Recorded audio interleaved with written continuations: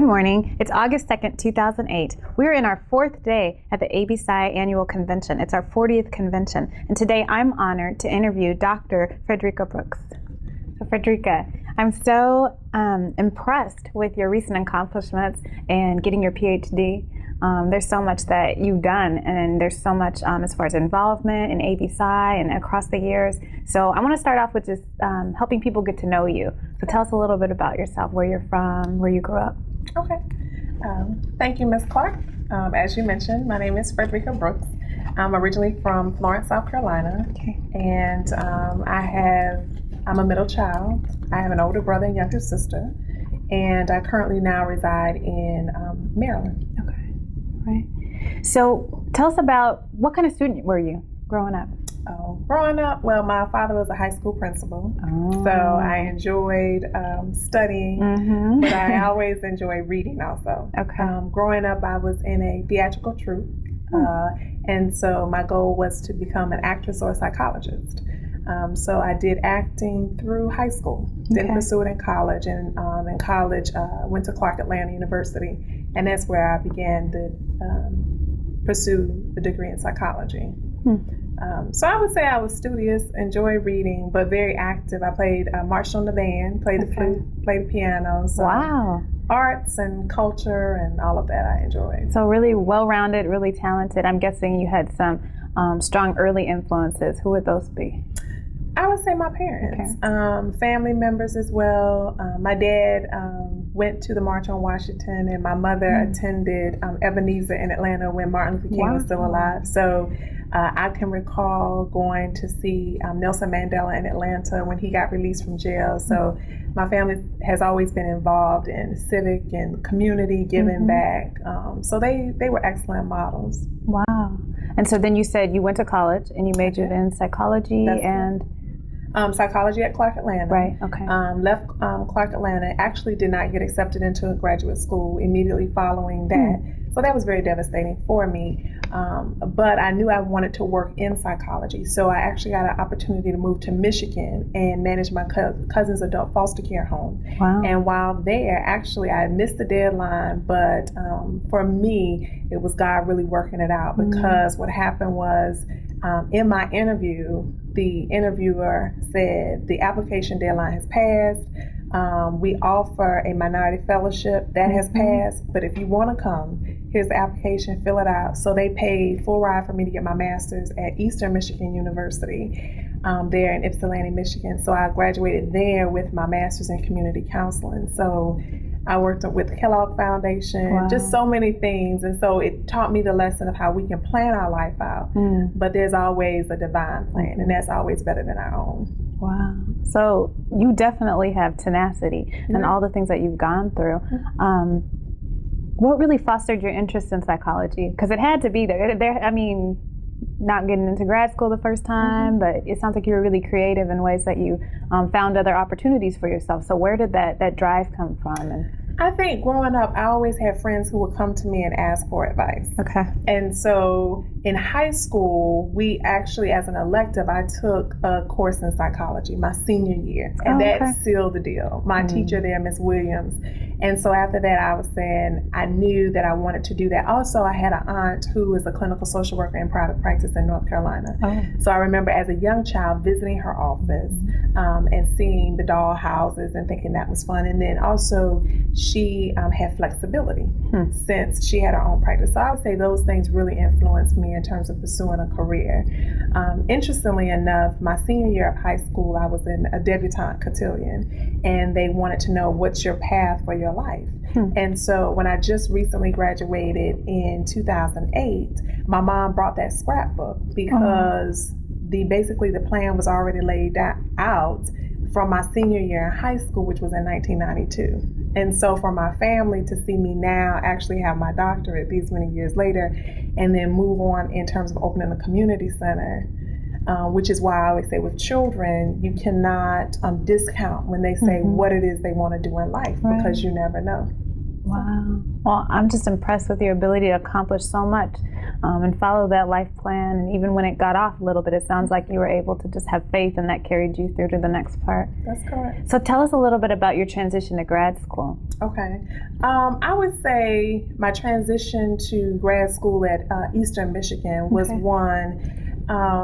it was bittersweet because when I began the program, my godfather had just passed from cancer.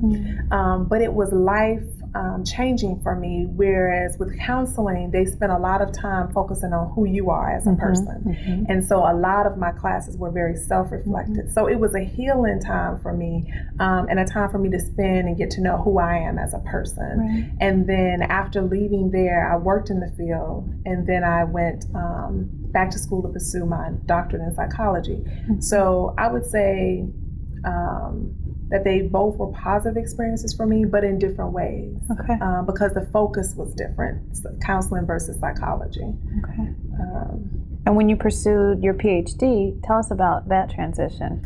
Okay, it's actually a PsyD. A PsyD, I'm sorry. That's okay. That transition was challenging in a different way. Because I was working in the field, so you've maintained a livelihood, and now the call is to go back to become a full-time student. So I actually had to work several jobs as well as be a full-time student in order to complete my degree. So it was challenging in another way in that I was an older student, more so than my colleagues who were just coming out of undergrad. So I had life experiences. The school in which I attended, we had African-American faculty members there, but it was a lot different. And so while there, then I received a grant from ABPsi to actually charter a chapter of ABPsi there. And so that was very helpful for me because it was creating a safe place for us to go and discuss what challenges we were facing. And I was actually going to ask you about that next. What led you to, charter this chapter, and tell us a little bit about what it was like to go through that process. It was interesting. My first exposure with ABPsi happened in 1992 at Clark, Atlanta, because we were required to be a member of ABPsi then. And so not until 2003 did I reconnect with ABPsi. Actually, then the national president was Dr. James Savage, and we were able to, it took us about 2 years before we had the go-ahead, and that was just working out with things with ABPsi National Office and with Regent, getting all the paperwork approved and those things. But then from there, he actually was there to induct the first executive board for that particular chapter. So it was exciting to see it finally come to fruition, but there were a lot of hurdles we had to go through in order to make it happen. And we know that you haven't just been involved at your local level, that you've clearly been active at the national level. So could you speak briefly about the things that you've done and how ABPsi has really helped you as you developed professionally? Certainly. On the national level with the Student Circle, I first became acquainted with the board as the National Convention Committee Chair, and I held that position for 2 years. Actually, this is my last year. And in that role, worked closely with the National Board and the National Convention Committee Chair to plan the convention. So we maintain access with the National Student Circle Board. Then also recently have become involved in the General Assembly. And so with that, I'm moving forward to serve as chair-elect with the General Assembly. So I'll have an opportunity to see the workings of the organization through the lens of the General Assembly.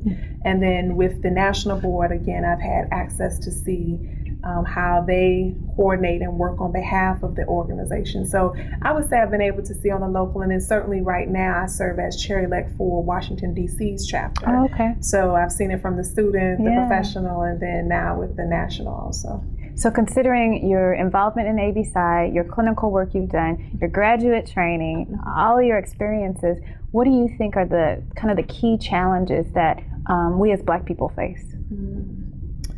One, I think one of our key challenges, I think oftentimes is seeing what our potential is, not just individually, but collectively as a group. And although we are African American psychologists, and we still have to, I think at this place in 2008, expand our vision for where we are trying to take and move our community. With that, engaging ourselves with international persons such as those of African descent and other nationalities and cultures, and with our LCPP further to advance the field of psychology and educate persons who are not of African descent on the importance of understanding who we are as a people. And I think the other thing, the challenge for us as African American professionals, and as a clinician yourself, to encourage more to become licensed, because the majority of our people are being serviced by persons who are of non-African descent. Wow. So, Frederica, as you reflect back on the path for your life that you kind of, laid out, how closely have you stick to that? And in addition, how are you moving past that? What's next on your path? Actually, that particular path that I mentioned ended at community center. Okay. And now that's where I am. So I'm working with my church to develop a comprehensive community mental health center, and it's called the Reed Temple Restoration Center in Maryland. So really working with the church to build that center. But then another piece, while I was pursuing my doctoral degree, I was able to do a mission trip to Tanzania. And while there, we were able to teach on various mental health topics. And so I've subsequently gone with a team from my church. So I would say the plan for my life has extended, because now I'm looking to build a home there to actually do work, because I believe I've gotten all this education. It's for my people there in America, but also now I see the great need there. So to go and do teachings and trainings over in Africa, and specifically Dar es Salaam. Wow, that's really amazing. It's definitely inspirational, and it makes me wonder, what words of wisdom do you have? First, let's start with students, because clearly you've gone through the path, you've done your dissertation, you graduated, prelims, all of that. And so what would you tell students that are coming behind you, in the pipeline behind you?